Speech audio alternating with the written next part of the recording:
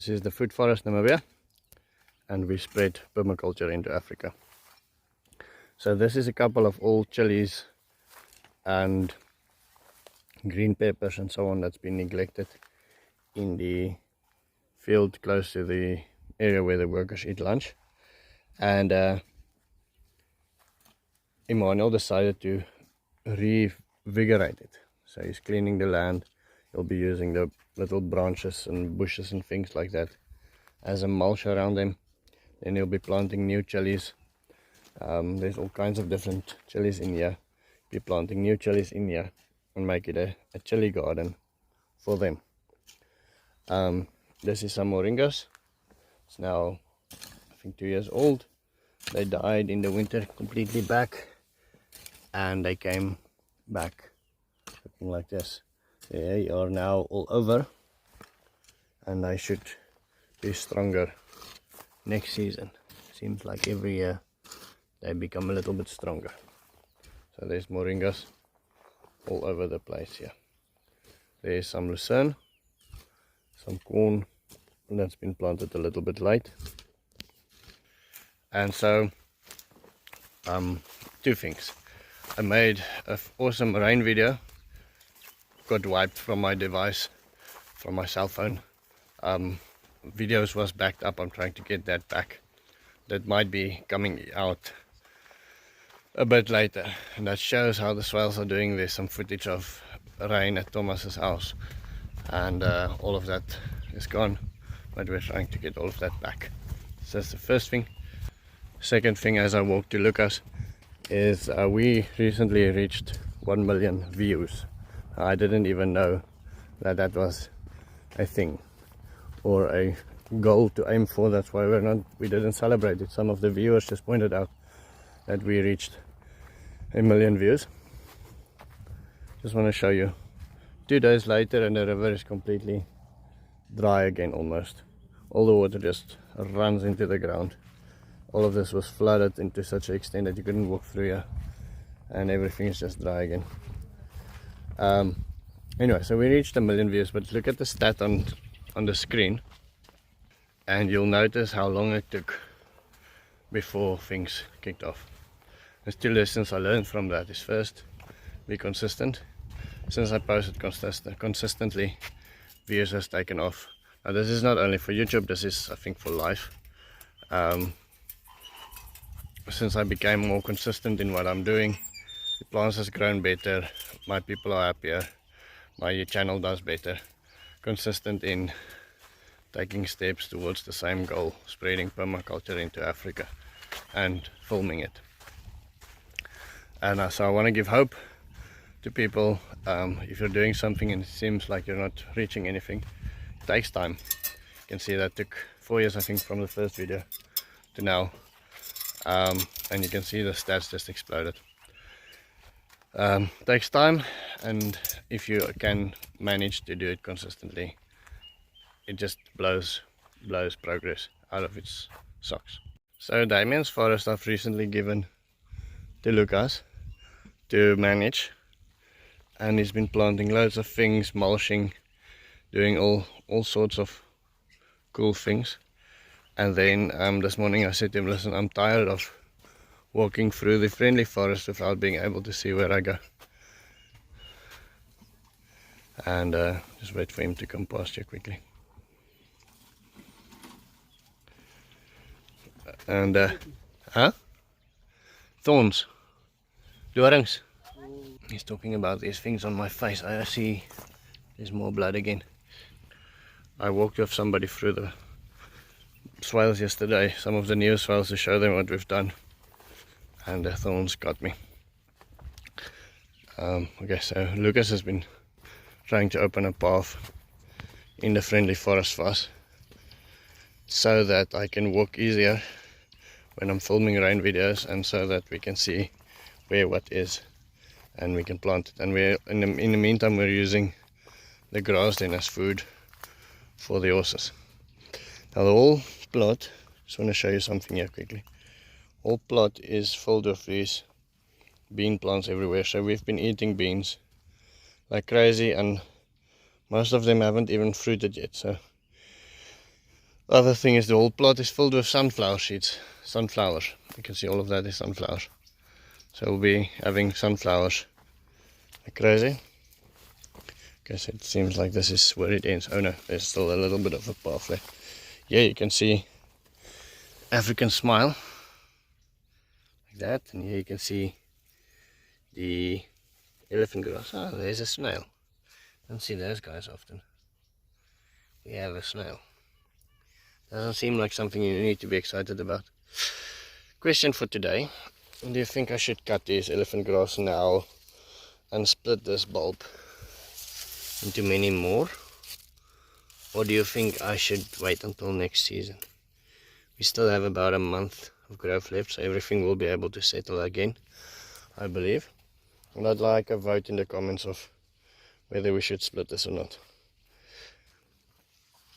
Okay, so we've got loads and loads of grass out of here today. I can't see the African smiles anymore when I walk here. You can see there's more elephant grass. And the third option is probably split one or two and leave the rest. A random piece of corn here. So we went on a planting spree with corn, but the birds took most of the seeds. So every year and there you get still a random corn plant. But it definitely was a massive bird feeding operation. Successful bird feeding operation, I would say.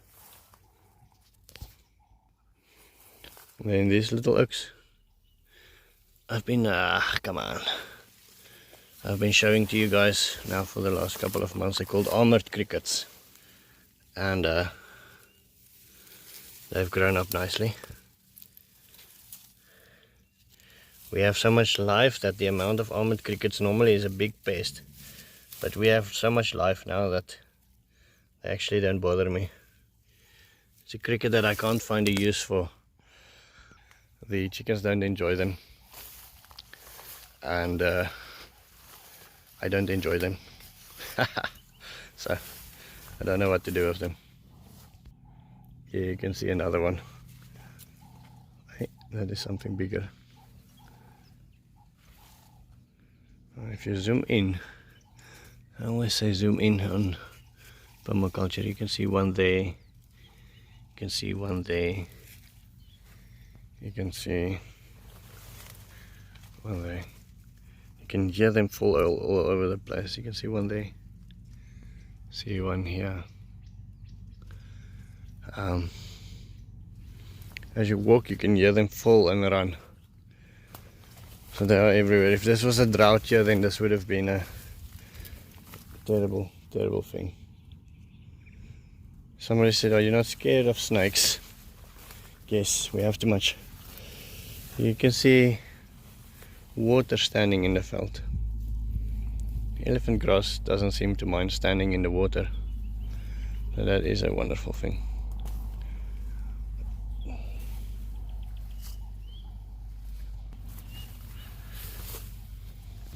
So we've been propagating basil and mint, plenty of mint. See these guys, beautiful. Harvesting ants. A couple of weeks ago I also made a video, 99% sure it was of this colony because they're walking exactly the same path. And I could follow them to where they go through the grasses. Now the grasses are so dense, I can't follow them anymore. Here's an example of those beans that's everywhere now. Or black-eyed peas actually. They look like that. Every day I just walk past, make a little couple of hands full with these things, wash them, cook them. And so we've been having beans like crazy. It's so hard to imagine that this is actually semi-desert landscape. Now it's not only our land that looks like this. Everybody's land is green now. That's just a result of great water. It doesn't even matter how much they abused it, it's green. And I'm very, very grateful for it. It really means a lot to our people to be able to eat. They seem to enjoy that, and wonder if we'll be able to keep it green for longer afterwards, and then obviously if we can make it green faster the next time. But I think we're well on our way. We're definitely much further ahead than we were 6 months ago.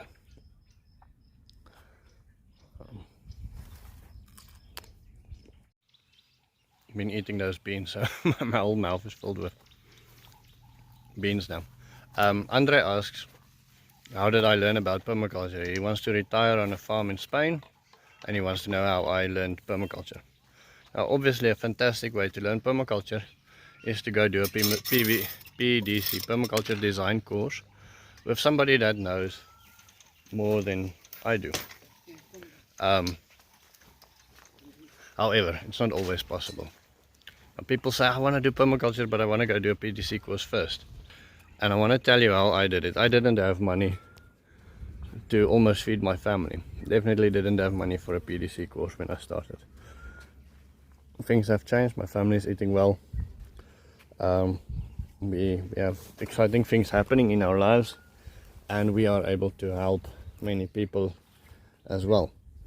But what I did is I just started, filmed it, posted it, and there is hundreds of people willing to give you advice for free. Now, it's a very much more painful way to learn, because you get conflicting advice and you have to make a choice. I even had one member that I had to end up banning from my channel because he got so unhappy that I followed other people's advice instead of his. Became aggressive towards other of my of my viewers, and it ended up flooding my inbox with aggressive comments as well. But that's the negative. And obviously the other negative obviously is as well, it's lots of work. You work, you make mistakes, you fix it. You work, you make mistakes, you fix it. And making videos is lots of work. Lying in my bed at night, answering comments and reading comments. Googling comments. When somebody says something and you've never heard of it before, you go and Google it. Then that's a cool thing. Grok or any of the AI programs is a fantastic thing these days to add to your online learning tools and online researching tools. So that's the negative thing, is the sheer amount of work. There's nothing about like going to a thing for 2 weeks,